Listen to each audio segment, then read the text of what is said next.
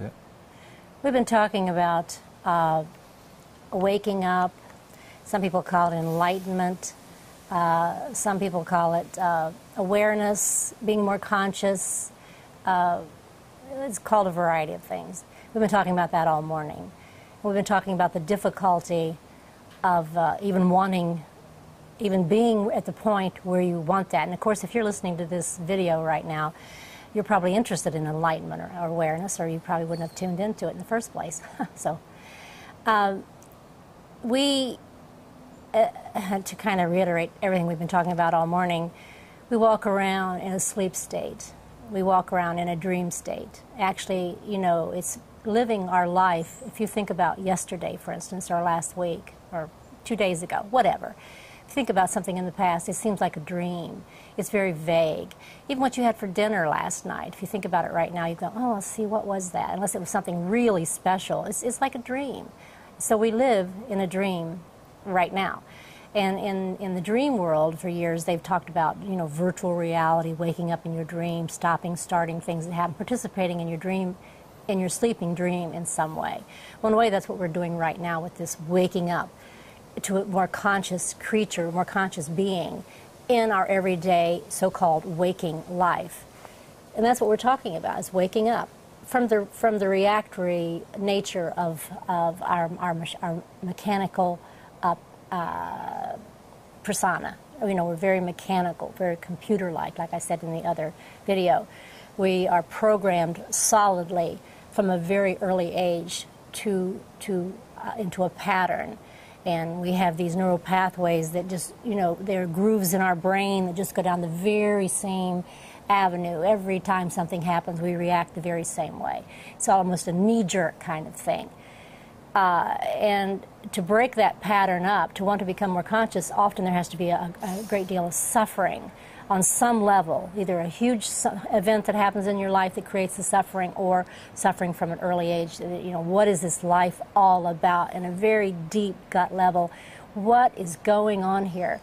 And when that finally comes to the surface, to the point where you think there's got to be an answer, then you start this whole thing of attempting to wake up from it all. And you might read a book, listen to a tape, maybe you'll go to a meeting, and the seed will be planted. And then once it is planted, and you think there's hope, there's something that can be different from this sleeping dream state, reactory place that I live from day in and day out, creating the same misery for myself and those around me.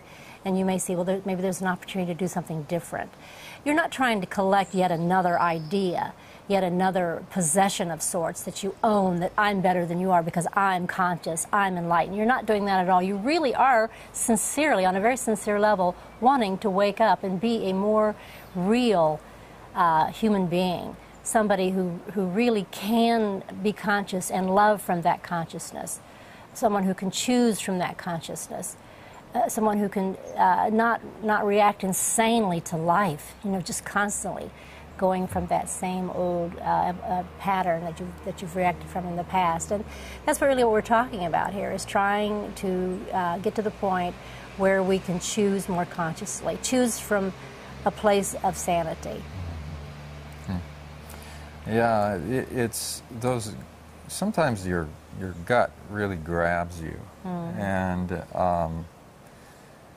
you know, I think about two people having an argument and it gets emotional and so forth, and how you just, that your gut grabs you, and it could be losing your Kindle, you know, could be that thing that grabs you, or your house burns down, or your, you know, there's so many varying degrees of this, but when we get grabbed at that deep level, it causes a reaction, and often that reaction, if you could just watch it, is amazing.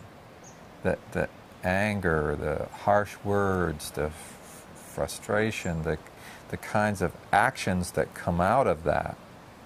But because we're so unconscious usually at those moments, we just let it happen and we don't see it.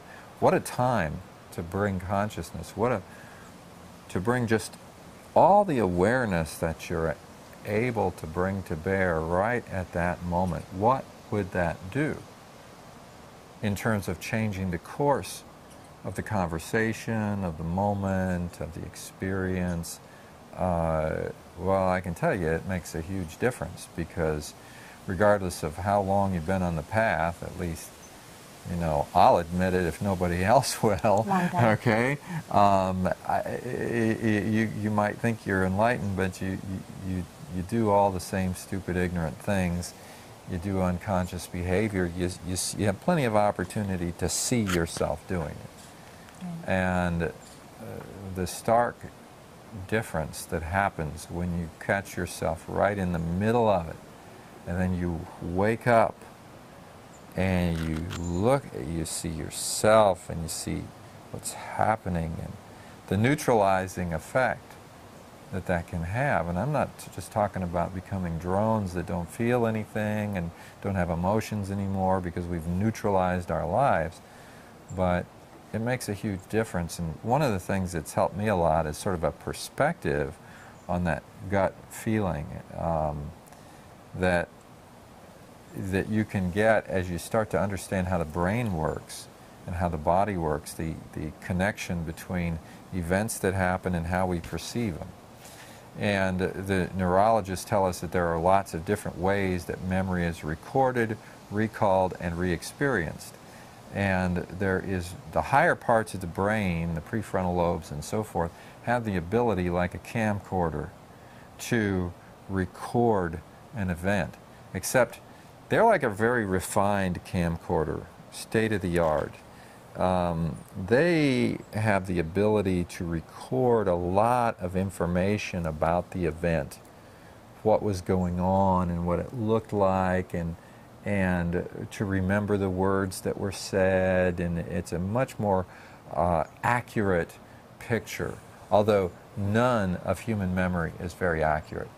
That's probably more accurate because you can remember what you were thinking, not just how you felt, and so forth.